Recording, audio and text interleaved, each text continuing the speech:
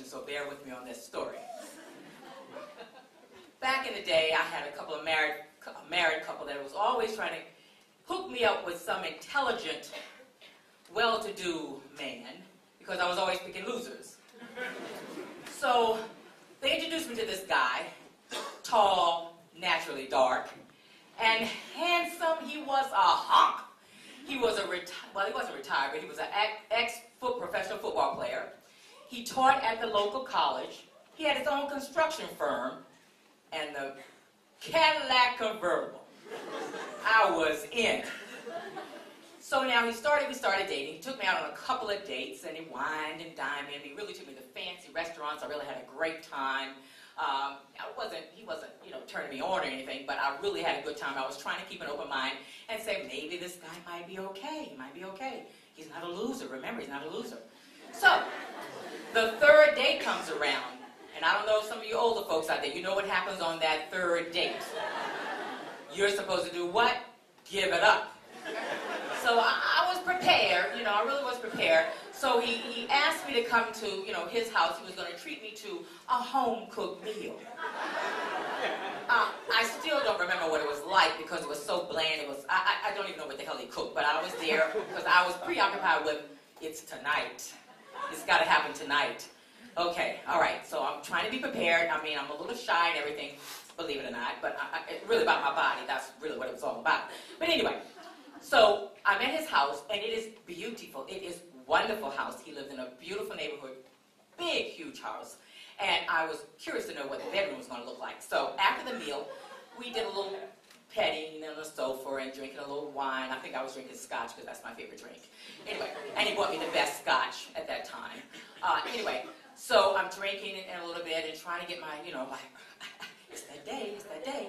So anyway, so he says, well, why don't we retire to my bedroom? I said, okay. So we go to it. He escorts me to the bedroom. It's already dimly lit. And you go into this room, and it's damn near this big.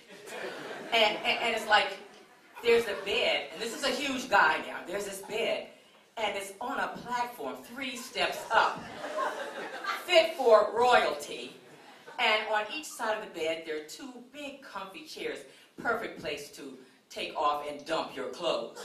So he says, well, look, I'm going to go out, honey, and get us some more drinks, and I'll be right back. You make yourself comfortable. So, of course, shy as I was, I took off those clothes and threw them on the chair and got under the covers because I didn't really like people looking at all of this. But anyway, so he comes back in the room, and he comes back with more drinks, and so he sits on the side of the bed, and we do a little, kiss, whatever. And then he says, well, let me go take my clothes off, and I'll join you. I said, okay, covers up to here. So he gets back in the bed, and by the way, he dimmed the lights a little bit more before he got up on the platform.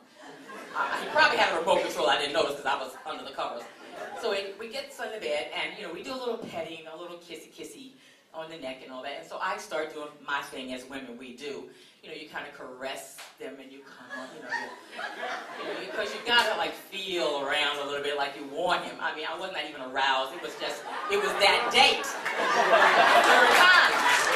So, and I'm going, I'm trying to be as graceful as I can. I'm trying to touch his body. He was a hunk, he was a hunk.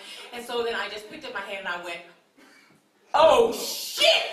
I didn't do that audibly. It was just in my head. I said, oh shit, oh shit. And I got up out of the bed and I hauled ass. I grabbed my clothes and I hauled ass out of there. I had just enough clothes on to get in my car and leave because it was this big.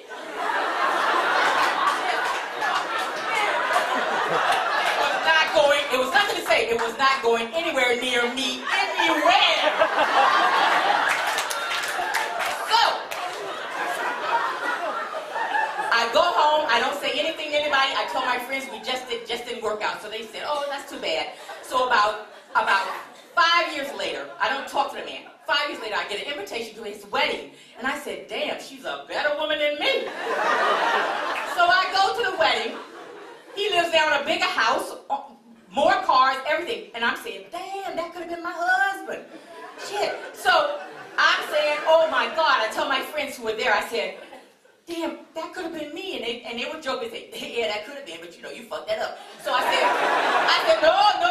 He almost fucked that up.